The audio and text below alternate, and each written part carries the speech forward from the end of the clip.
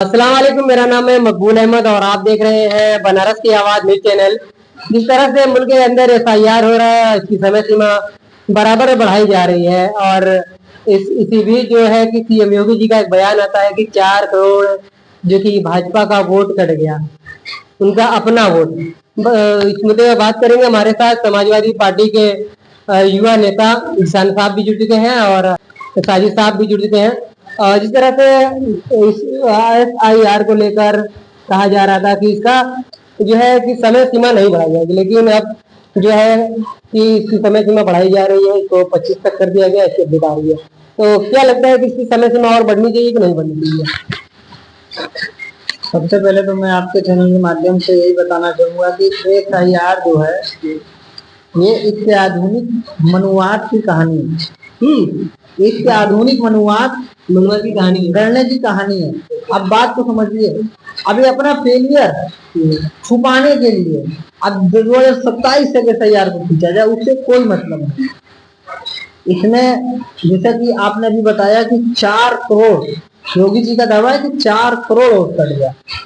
मैं भी मान सकता हूँ कि 4 करोड़ वोट कटेगा, बट वोट किसका कटेगा ये भी आप समझ लीजिए। किसका कटेगा? अल्पसंख्यक, पिछड़ा, अति पिछड़ा, दलित, आदिवासी, ऐसे लोगों का वोट कटेगा। ठीक है। और दूसरी रहेगी बात 2003 भाई, उस समय हमारे समाज में आप जान ही रहे हैं कितनी जागरूकता, मतलब अब कितनी जागरूकता है, अब तब कितनी जागरूकता रही है। पहले तो कम थी। इसी वजह से अगर किसी का छूट गया है एफआईआर 2003 में लेकर के, आप लोगों को एफआईआर के नाम पर भ्रमित करने का काम कर रहे हैं। डिटेन सेंटर, ऐसा बयान देना कि रोहिंग्या और बांग्लादेशियों की खोजबीन शुरू, एफआईआर एनआरसी करता है। मतलब कि आपको बता दिया ना, दलित, पिछड़ा, अति पिछड़ा, आदिवासी, अल्पसंख्यक, माइनॉरिटी, बस उन्हीं को मेन टारगेट और उन्हीं को बस परेशान करने का ये काम किया जा रहा है।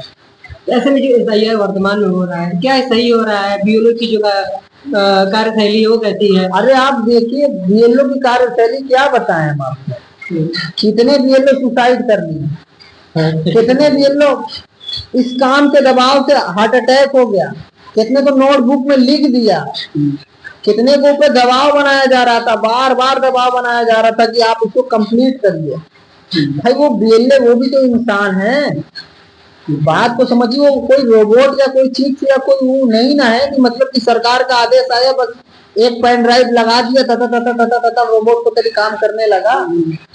बात को समझिए। तो यहाँ ये भी जा रहा है कि इनकी जो जाने चाहिए, इनकी कोई तैयारी नहीं थी, सीधे तौर पर ना ट्रेनिंग बीएलओ को, क्योंकि ये पहला ऐसा कोई काम नहीं हुआ है कि बिना तैयारी का कर दिया गया। इससे पहले नोटबंदी है, इसका जीता जागता उदाहरण रहा है। नोटबंदी हम सब ने देखा, और लॉकडाउन जो हमारे देश में उसके बाद हुआ, जो दूसरा सबसे, उसका भी किसी कोई ना आगा ना पीछा, ना दाया ना बाया, उसका भी कोई खोज, कोई मैप नहीं बना कि कैसे क्या होगा। बस एकाएक अचानक 8 बजे के बाद हमारे प्रधानमंत्री जी आते हैं और बोल देते हैं जनता कर्फ्यू। जनता कर्फ्यू के बाद सारे डीएम को आदेश दे दिया जाता है कि आप जो है अपने अपने यहाँ इस हिसाब से देख लीजिए। तो कोई भी काम जब से नोटबंदी की बात कर रहे हैं, तो कोई भी काम हुआ है उसमें कोई तैयारी नहीं हुई है। अब एक काम का, हर काम का एक लिमिट होता है, कोई तैयारी से होता है। जैसे अभी हमारे बीएलए परेशान है, वोटर अलग परेशान है, कोई दादा का नाम खोज रहा है, कोई अब्बा का नाम खोज रहा है, कोई नाना का नाम खोज रहा है। मतलब देखे भाई, एकदम एफआईआर सुनते अजीब सा सर में दर्द हो गया। और उसके बाद विभिन्न तरीकों की लोगों में जो है जो कि तरह का मतलब बढ़ावा देना। लोग परेशान है, एकदम परेशान हो गए हैं। कोई कह रहा है जन्म प्रमाण पत्र बनवाओ, कोई कह रहा है ये प्रमाण, मतलब असंभव बात कर रहे हैं। जो 1960 का पैदा, उसका प्रमाण पत्र कौन बनाएगा? जन्म प्रमाण पत्र आप ये सोचने वाली बात है कि ये सिर्फ और सिर्फ सोची समझी साजिश है कहीं ना कहीं। तो आपको क्या लगता है कि इस तरह से अमित शाह ने कहा, केबीसी ने कहा कि जो तैयार है वो एनआरसी का हिस्सा है, तो क्या मानते हैं? बिल्कुल भाई, ये कहीं ना कहीं मुझको तो पूरी पूरी पूरी उम्मीद लग रही है कि मतलब एसआईआर ही एनआरसी है, एसआईआर ही एनआरसी है। बात को समझिए। और नंबर में लगाने की तो आदत है भाई, कभी नोटबंदी के नाम पे, कभी जीएसटी के नाम पे, एसआईआर के नाम पे, फिर सब नंबर में लगेंगे कागज दे देते।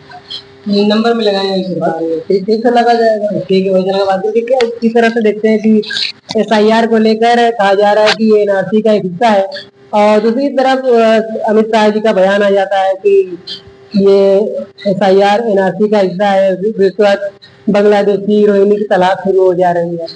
तो क्या लगता है कि तमाम ये मामले हैं क्यों बढ़ाए जा रहे हैं और क्यों हो रहा है ये एसआईआर? नहीं देखिए, एसआईआर तो पहले भी हुआ है, अच्छा, ऐसा नहीं कि ये नया हो रहा है। एसआईआर हो रहा है, उसको होने दीजिए, बस उसमें टाइम बढ़ा दीजिए। और जो लोग बता दें कि 4 करोड़ वोट कट गया, तो किसी का वोट ना काटा जाए, जिसका जो है कि वोट काटा जाए, वोट ना काटा जाए, सबको जो है कि सबका वोटर लिस्ट में नाम आना चाहिए। और जो बता रहे हैं एनआरसी सीए, ये सब तो बहुत दूर की बात है, सब होना नहीं है। हाँ, अब इस पे जो है कि सपा वाले राजनीति करना चाहते हैं, कांग्रेस वाले राजनीति करना चाहते हैं, बीजेपी का डर दिखाकर मुसलमानों का वोट इकट्ठा करना चाहते हैं। ऐसा कुछ नहीं होने वाला है। एसआईआर हो रहा है, बस उसमें टाइम बढ़ा दो। मेरा ही नाम कट गया था, बताइए। मेरा जो कि 2003 का मैं वोटर हूँ, लिस्ट में नाम था, फॉर्म जमा हुआ, खत्म हो गया, फिर दोबारा ये तो हुआ ना। तो डरने की जरूरत नहीं है। आपका अगर किसी का नाम नहीं आ रहा, दोबारा कुछ भी आएगा। लेकिन बिहार में 1 लाख कुछ तक वोट कटे हैं, तो उतना एसआईआर के नाम पे उतना जाएगा, उतना यहाँ भी जाएगा। अब ये मत समझिए कि सबको हटा के यहाँ से कहीं और भेज दिया जाएगा, ये तो बस बेवकूफ बनाने का सिस्टम चल रहा है। तो बांग्लादेशी रोहिणी की तलाश तो हो रही है, तो बाहरी बिल्कुल जाएंगे। बाहरी आए कहाँ से भाई? कहीं से भी अगर बाहरी कोई आया है, उसके पास ग्रुप नहीं है, उसका अपना घर नहीं है, रोड के किनारे अपनी जगह बना के रह रहा, तो उसको दिखाना ही पड़ेगा। बताइए, आपके मकान में रह सकते हैं? नहीं रह सकते। तो फिर हमारे देश में दूसरा बाहरी क्यों रह रहा है? तो दे तो सुरक्षित हाथों में ना। हम ये नहीं, हमारे देश में बगैर कागज पत्तर का आप कैसे रह सकते हैं, हमको ये बताइए। जब देश सुरक्षित हाथ में 11 साल से, ये बताइए कि वो लोग कहाँ से आए? वो तो यही कहना चाह रहे, वो पहले से आए, उनके हाथ में जब देश आया 11 साल से, वो तो पहले ही तो नहीं, पहले से आए हुए हैं। ऐसा नहीं कि बोल रहे 2015-16 में आए हैं, वो पहले से ही आए हैं। लेकिन प्रशासन कह रहे हैं इनके पास डॉक्यूमेंट क्लियर है, जहाँ जहाँ जा रहे हैं अभी तक हर जगह प्रशासन कंफ्यूज है। अगर क्लियर है कागज पत्तर, तो फिर वो डर क्यों रहे? अगर हमारे पास कागज पत्र क्लियर है, हम डर क्यों रहे? एनआरसी से क्यों डर रहे हैं जब हमारे पास तो कुछ है? ये तो बता रहे सियासत है, बस उनको वोटर भटक रहे। बिहार में आपने जगह, और बंगाल में भी आप देख ही रहे, बंगाल में बाबरी मस्जिद बन रही है। अब जो बताइए कि बाबरी मस्जिद हमारे यूपी में और बना रहे बंगाल में, और उनको वही एक नाम नहीं मिला बाबर का, उनको अपने साहबा का नाम नहीं मिला कि हजरत उमर का नाम मिल देते। मस्जिद बनने अच्छी बात है ना, अच्छी बात है। आप विरोध क्यों कर रहे थे? हम मस्जिद का विरोध नहीं कर रहे हैं, नाम का विरोध कर रहे हैं। बताइए, अगर वो मस्जिद सवाब की नीयत से बनवाता, तो बाबर का नाम क्यों रखता? बाबर क्या थे? क्या थे? बताइए, बाबर क्या थे? मुसलमानों को कोई वो इमाम थे या कोई बुजुर्ग थे? क्या थे बाबर? आपने बाबर का नाम पे जो है कि बाबरी मस्जिद बनाकर पूरे देश का दिमाग वहां पे लगा दिया। कलकत्ता के अंदर जो मुर्शिदाबाद जगह है, वहां पे मुस्लिमों का गढ़ है। अब बाबरी के नाम से सब मुस्लिम को एक करोगे, एक करके 25-26 सीट निकालोगे, फिर इधर लड़ेंगे, इधर क्या नाम वैसी भाईजान की 5 सीट पर लड़ेंगे, 10 सीट पर लड़ेंगे, वो निकालेंगे। तो बताइए सरकार किसकी बनेगी? और फिर बाद में कहोगे कि हमारा वोट पड़ गया और सरकार बीजेपी की बन गई। अभी आप ध्यान नहीं दे रहे हो। तो बाबरी क्यों बनवा रहा है? बाबरी बनवाने का मकसद ही है सरकार को गिराना हो। ममता बनर्जी की सरकार को गिराने का काम किया जा रहा है। एक और मुद्दा है बाबरी का, कैसे देखते हैं आप? के नाम पर पूरा प्रोपेगेंडा है। एक अभी जो क्या नाम है, हुमायूं कबीर, 2018 में यही वो आदमी था, भाजपा का गले में पट्टा पहन करके 19 में लोकसभा का मुर्शिदाबाद से चुनाव लड़ा था। माननीय यशस्वी प्रधानमंत्री हमारे नरेंद्र मोदी जी ने जाकर के उनके चुनाव प्रचार का वो किया था। तो ये बात राजनीतिक बातें हैं, किसी से छुपी नहीं है। पर्दे के पीछे कौन है, पर्दे के आड़ में कौन है, फंडिंग क्या हो रही है, कहाँ से हो रही है, ये सारा का सारा एक देश को जो है बरगलाने का काम किया जा रहा है, क्योंकि जनता बहुत समझदार है। अब वेस्ट बंगाल की जो जनता ऐसे भी बहुत समझदार है। तो ये पूरा ये जो कह रहे जनता बहुत समझदार है, बचपन से सुन रहे कि जनता बहुत समझदार है। अब ये कह रहे थे, इनका बयान आप लिख लीजिए, कहीं रख लीजिए। बंगाल के अंदर ममता बनर्जी की सरकार नहीं बनेगी तो वहाँ की जनता को बेवकूफ कहेंगे? जनता समझदार नहीं है। जनता तो इलेक्शन का फैसला 24 घंटा पहले करती है, जिधर की हवा बहती उधर बह जाती है। अभी चिल्ला रहे हैं कि वहाँ तो पहले भाई साहब अपना स्पष्ट कर दें कि ये एजेंटा ही किसकी कर रहे हैं बैठे। अभी तक तो हमको समझे भी नहीं आया, हमारी बात अभी तक तो हमको समझी भी नहीं आया कि ये मतलब तरह तरह से हर बातों को अपने बैलेंस कर ले रहे हैं और फिर बात बना भी दे रहे हैं। कभी भाईजान की बात करते हैं तो कभी बहन जी की बात करते हैं। तो ये पहले ये एकदम स्पष्ट कर लें कि ये मतलब कि किसके एजेंट है, तब हम खुल के बात कर लेंगे। किसके एजेंट है, ये तो बड़ा सवाल हो गया। किसके एजेंट बोल सकते हैं, यही इमरान प्रताप गढ़ी बोलता है तो हम जवाब दे देते, ये तो अपने भाई हैं। मामला ये है कि इनको नहीं समझ में आ रहा है कि मतलब क्योंकि हम कभी किसी की तारीफ कर देते हैं, कभी किसी की, और ये चाहते कि हम अपने यादों की तारीफ करें। नहीं, मैंने कभी पूरे वीडियो क्लिप में आप देख लीजिएगा, मैंने इनसे कभी नहीं कहा है या हमारे पार्टी की या हमारी कोई ऐसी मानसिकता भी नहीं है कि हम किसी के ऊपर जबरदस्ती जोर दबाव या किसी को पे थोपे अपनी विचारधारा। ये तो विचारधाराओं का देश, विचारधारा की लड़ाई है। मगर अभी तक इतने बाद में हमको समझे में नहीं आया कि भाई साहब किस तर्क की बात किस तरफ से किधर की बात किधर ले जा रहे हैं, हमको तो पढ़ने ही नहीं पड़ा। कहने का मतलब वो तो कह रहे हैं कि जनता समझदार नहीं है, जनता हमेशा समझदार नहीं है।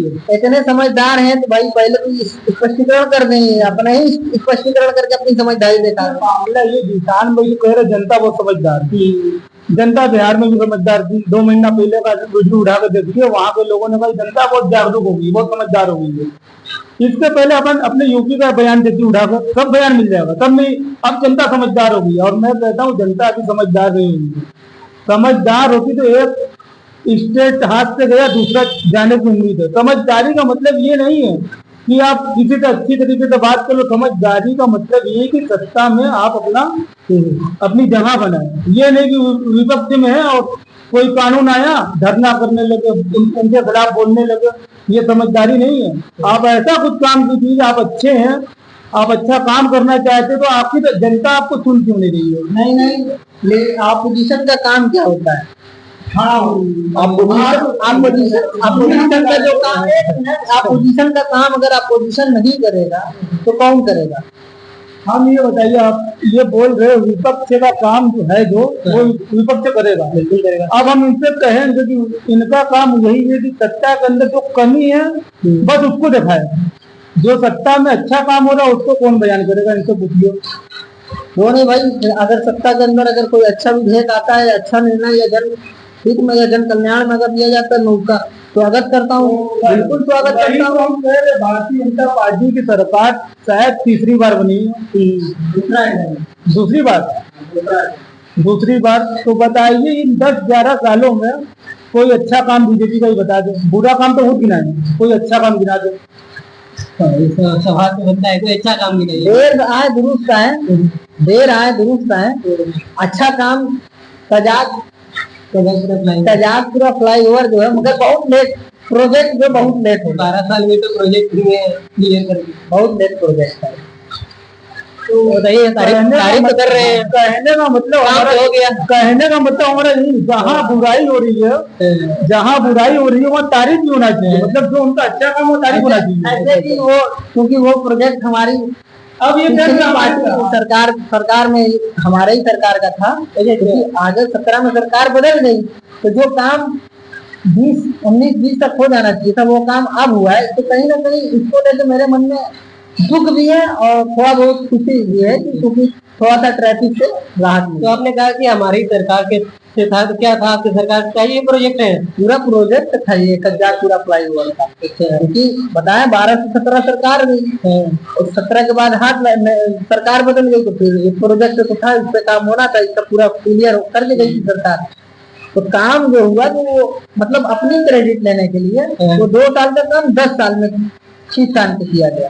मैंने ये भाईजान तो बता रहे कि इनसे सरकार में ये सब मतलब प्लान था ये पुल है, और कुछ दिन बाद ये कहेंगे राजघाट का पुल जो है इन्हीं की सरकार ने बनवाया। नहीं था। नहीं आगरा हाईवे एक्सप्रेसवे जीता जागता उदाहरण है मेरे भाई इसका। तो हम लखनऊ मेट्रो ये सब जीता जागता उदाहरण है इसका। हम तो यही ना कह रहे हैं कि आपके सरकार में जो बना, आपके सरकार में जो बना, हम तो कह रहे कि सपा का सरकार में लखनऊ में बना, यहाँ बना, वहां बना, अब फिर उसमें कोई नीचे उतर के गया ओवैसी की पार्टी का की, तो हमने इसको पास किया था, हम वहां से हमारी सरकार गिर गई, फिर आ गई अखिलेश की सरकार, तो अखिलेश ने बनवा दिया। ये क्या बच्चों वाला जवाब दे रहे हो?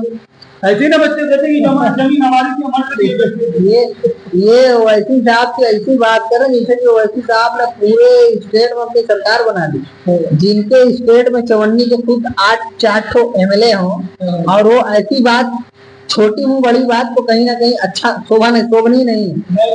हम ओवैसी के पार्टी के कुछ है नहीं, हम मिसाल दिए कि आपकी सरकार नहीं थी और अब बोल रहे कि ये पुल अखिलेश यादव ने प्रोजेक्ट भाई शिलान्यास ही उसी सरकार में हुआ था। प्रजापुरा में। हाँ, आपको याद है? नहीं याद नहीं। बस इन्हीं को याद होगा। इन लोगों की पार्टी के अंदर एक खुफिया मीटिंग होती है, 40-50 लोग रहते हैं, बता देते हैं कि राजघाट में पुल बनेगा, भदोही में बनेगा, चंदौली में बनेगा, और ये लोग आगे बताते नहीं। अब बताएंगे तो लोग कैसे जानेंगे? अब बताइए, इतनी बड़ी बात ही छुपाए थे इतनी दिन। अरे भाई, पूरा जब प्रोजेक्ट किसी चीज का पास होता है तो उसका एक प्रोसेस होता है, जब जमीन का माप होता है, इंजीनियर बुलाए जाते हैं, आर्किटेक्चर तैयार होता है। ये कोई खिलौना नहीं है कि बस बैठे बनाए बना के कागज सब। लेकिन आपने ये बात हमसे इतना दिन छुपाई क्यों? अरे हमने क्या छुपाया, आप पहले जानकारी कर लीजिए। चलिए, हमको नहीं पता। अटैम्प को आप ट्रिपल अटैम्प बता देंगे, आप फिर बोलेंगे कि बयान नहीं आया किसी का ये नहीं आया, तो भाई आपकी जानकारी कम, तो उसमें हम क्या कर सकते हैं? आप सुबह पहले दो काजू और बादाम और पिस्ता खाएं। काजू नहीं, वो तो हम इनकी पार्टी में जब ज्वाइन होंगे तो खा लेंगे, क्योंकि आएगा तो खाएंगे। सपा में जा रहे क्या? बोल रहे राय दिए तो भाई पैसा भी हुई देंगे। जैसे इन्होंने कहा कि ये जो प्रजापुरा का पुल है, इनकी पार्टी की गाइडलाइन में था कि ये बनेगा, और इन्होंने इतने दिन से पूरे समाज के लोग से बात छुपा कर रखी। जब बन गया ये स्पष्ट नहीं है, हमको अभी तक नहीं समझ में आया कि ये बीजेपी की तरफ से है कि नहीं की तरफ से। तो कभी ओवैसी की तारीफ कर देते हैं, कभी कहते हैं कि हमको जो काम अच्छा लगता है उसकी तारीफ। ये भैया ये 1-9-2 की सवारी, सुनो ना, 2 पे चलना, तो ये मतलब 9 पे 9, छौक इधर छौक उधर, छौक उधर, 5-9, 8-9, 10-9, बार इनकी 9 बदल जा रही। पहले स्पष्ट कर रहे हैं कि ये मतलब कि किसकी एजेंटी कर रहे हैं। ऑन कैमरा पूछा जा रहा है कि आप किसकी एजेंटी कर रहे हैं, क्लियर बता दीजिए। हाँ, जिस तरीके से पूछ रहे हैं। एक मिनट, अगर ये इनको डर है आज के सत्ता से या शासन से, तो साफ खुल के बोल दें कि भैया हम कोई ऐसी अनबैलेंस बात नहीं, हम बैलेंस कर रहे हैं बैठ कर। नहीं, हम तो विपक्ष में है भाई, हम विपक्षी हैं, हमें सत्ता से कोई डर नहीं है। हम तो यही कहेंगे कि सत्ता के अंदर दोनों काम हम गिना रहे ना, कि देखिए नीतीश जी ने गलत किया, पर्दा खींच कर कहा ना। अब वही नीतीश जी कल दिन कोई अच्छा काम करते तो हम पुरानी बात उनको उठाएंगे, तो नीतीश जी ने पर्दा खींचा था, कितना अच्छा काम कर, हम नहीं मानेंगे। मामला इनका यही है। तारीफ तो कर रहे हैं, कहाँ तारीफ कर रही? बोल रहे कागज पत्ते तो हमने बनवाया, की तारीफ कर रही है। वही तो कह रहे हैं कि अब ये बोले, हम कह रहे हैं कि अगर हम कोई काम करेंगे कि हमको आज 2 साल बाद ये काम करना है, तो कम से कम अपनी टीम को बताएंगे कि देखिए 2 साल बाद वहां पुल बनवाएंगे। तो पुल का बनने की खबर हम लोगों को क्यों नहीं थी, हमको बताइए। आज जब बन गया तो ये बात क्यों बता रहे हैं कि इससे हमारा रिश्ता लगा था। ये भाई साहब जाकर रिकॉर्ड उठा कर देख ले, बेतर्क की बात नहीं, थोपनी नहीं है, ऑन कैमरा बात को समझिए। तो आप रिकॉर्ड हमको दिखा दीजिए, मान जाएंगे। हम तो कहते हैं हम रिकॉर्ड दिखा देंगे, हम आपको पत्रकार भी हम आपको भेज देंगे। नहीं, तो व्हाट्सएप नहीं, रिकॉर्ड ले जाकर ऑन कैमरा दिखाइए, वरना आपकी बात लोग समझेंगे कि फेक थी। हम बोल देंगे यहाँ लोग सुन रहे हैं, तो आप लाकर दिखा कर सिद्ध कर लीजिएगा कि नहीं ये प्लान उनका था। और जीता जागता इसका एक उदाहरण है वो लखनऊ में इकाना स्टेडियम। उनसे उनसे पूछिए वो किसका प्रोजेक्ट था, कौन रिबन काटने गया था, ये यही तो बताएं। हम कह रहे, बेवकूफ जनता को समझ में नहीं आ रहा है। आप देखिए अभी ये बता नहीं रहा, अब मैं आपको बता दूं ये किनकी एजेंट ही करते हैं। इनके भाईजान दिल्ली के एजेंट, हैदराबादी चूरन जिनको हम बोलते हैं, और ये भाईजान लखनऊ के एजेंट। आप समझ रहे हैं बातों के हिसाब से। देखिए मामला ये कि ये खुद भी बोले वाकई में अब मान लेंगी बात। नहीं यार, वो बोल रहे बोलने के लिए हम देखिए क्या करें। देश के अंदर सत्ता वाले हो या विपक्ष हो, आज बीजेपी की सत्ता है, वो अच्छा काम कर रही है, तो इसमें जो है कि अगर अच्छा काम कर रही तो उसकी तारीफ की जाए और अपना पुराना कल ना गिनाया जाए कि हमने ये किया था। ना ये सरकार अपने जेब से पैसा लगाती है, ना वो लगाती है। मतलब आप समाजवादी पार्टी की तारीफ नहीं सुन सकते? क्यों नहीं सुनेंगे? हम तो कह रहे हैं कि समाजवादी पार्टी ने बहुत अच्छा काम किया था बिजली के बिल। इस बात का जवाब दे दें कि सन 1992 में किसकी सरकार में क्या हुआ बाबरी मस्जिद। यही तो हम कह रहे हैं, जवाब दे दिए। यही तो हम कह रहे हैं कि बचपन में लड़ाई हुई थी मदरसे में हमारी एक लड़के से, तो जब पकड़ाएगा तो उससे यही पूछेंगे कि अब हम उसको अभी भूले नहीं है, सब भूल कर आगे बढ़ना होगा। कभी 92, कभी 2005, कभी 2002, कभी 2004, कभी 2021, ये सब प्लान अब खत्म कीजिए। अब देश को आगे बढ़ाने का काम कीजिए। पार्टी मत देखिए कौन पार्टी में हम है और कौन पार्टी सत्ता में है। जो पार्टी अच्छा काम कर रही है उसका साथ दीजिए। आप लोग क्या मतलब है, मतलब हम हमारे पार्टी के जो गुरु हैं, अब वो कोई जब जारी करेंगे लेटर तभी हम काम करेंगे। देखिए पार्टी में दो ही, एक लेफ्ट होता है, एक राइट होता है। राइट विंग जो होता है, आप समझ रहे हैं, तो ये स्पष्ट कर दें कि ये लेफ्ट है कि राइट है। देखिए हम ना ये लेफ्ट है कि राइट है। हमारी बात सुनिए, भारतीय जनता पार्टी सत्ता में है, विपक्ष में ये है राहुल गांधी है, बहुत सारे हैं। विपक्ष वाले की आपस में नहीं बनती, तो ये क्या उसको हटाएंगे? ये हमारा मामला है, ये विपक्ष का मामला है। ये बताएं कि ये लेफ्ट है कि राइट है। हम तो विचारधाराओं की यहाँ लड़ाई है। जैसे इन्होंने अभी कहा कि मतलब कि सबको बुला दो, उसको बुला दो, उसको बुला दो, उसको छोड़ दो। सीए एनआरसी भी कल आएगा तो ये बोलेंगे, उसकी भी तारीफ करने लगेंगे। बहुत सा ऐसा बिल आया, 3 तलाक आया है। वक्फ बोर्ड, इनसे पूछिए वक्फ वाले में इनकी क्या राय है? वक्फ के मामले में ये क्या है? ट्रिपल तलाक पर हम बोल चुके हैं, वक्फ पर हम नहीं बोलेंगे। क्यों नहीं बोलेंगे? आप ही बोल दीजिए, हम नहीं बोलेंगे। मामला ये कि देखिए बहुत सारा मामला ऐसा होता है कि जहाँ खामोश रहना पड़ता है। क्या खामोशी समर्थन नहीं, ना हम समर्थन देंगे ना विरोध करेंगे। उनके बिल का समर्थन कर रहे हैं, मतलब नहीं, ना उनका समर्थन है ना इनका समर्थन है। आप समझ सकते हैं कि मतलब कि कौन क्या है, किस विषय पर। मतलब जब बात आती है अपने हक की, हुकूक की, है, अरे भाई कितनी बहुत छोटी मोटी संस्थाएं हैं, वक्त से कितने गरीबों का, यतीमों का, मिस्किनों का कितने बच्चे पढ़ाए जाते हैं। 8 साल कितने हाफिज़े कुरान होते हैं, कितने हिफ्ज़ करते हैं, कितने आलिम होते हैं हमारे, कितने गरीब बिहार के नौजवान आके पढ़ते हैं। अब उसका जब मामला आया, गरीबी का हक का मामला आया, तो कह रहे हैं हम कुछ नहीं बोलेंगे, वो मामला हम छोड़ देंगे। नहीं भाई, ये किस मुद्दे पे बोलेंगे? ये हम इस मामले पे इसलिए नहीं बोलेंगे कि अभी 2 घंटे की डिबेट हो जाएगी और लंबी, 2 घंटा से 3 घंटा हो जाएगी। अब जैसे इन्होंने कहा 3 तलाक, ये सिर्फ बैलेंस बनाने की बात है। हमने हर मुद्दे बोला, डरा हुआ पत्रकार और डरा हुआ समाज, बात समझिए, दोनों बहुत ही खतरनाक है। नहीं, ना हम डरे हुए हैं, ना हम बहुत बहादुर है। बहुत ज्यादा बोल देने से फायदा होने वाला नहीं है। अभी जो है कि आपने देखा होगा कि बहुत सारा ऐसा होता है कि थोड़ा बात पे लोग जज्बाती होकर धरना जुलूस निकल जाते हैं लेकर, फिर क्या होता है घर वाले परेशान होते हैं कि मेरा बच्चा फंस गया। तो ऐसा बोलिए, ये बोल रहे बैलेंस बना रहे, हाँ हम बैलेंस बना कर ही बोल रहे हैं, बैलेंस बहुत जरूरी है। अब ये अगर बैलेंस का बोलेंगे तो ना ये सत्ता में आएंगे।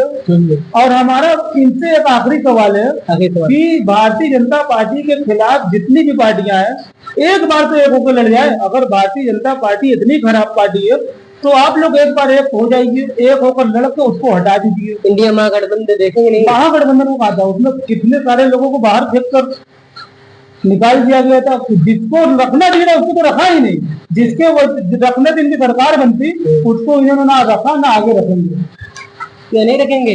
अभी तो रखना था। किस बातें की बात कर रहे हैं, कौन से तर्क की बात कर रहे हैं? तो तर्क पहले जो हमने इनसे जो सवाल किया, उन्होंने हमारी बात का जवाब तो दे ही नहीं पा रहे हैं कि एजेंटा ही कहाँ कर रहे हैं, लेफ्ट है कि राइट है। अब उसके बाद भी किस प्रकार की बात कर रहे हैं, कौन सी पार्टी या कौन सा ऐसा है कि ये मतलब ला के जोड़ देंगे तो इंजन अच्छा चक्कर ट्रेन भागने लगेगी, सरकार बन जाएगी, बाहर आ जाएगी।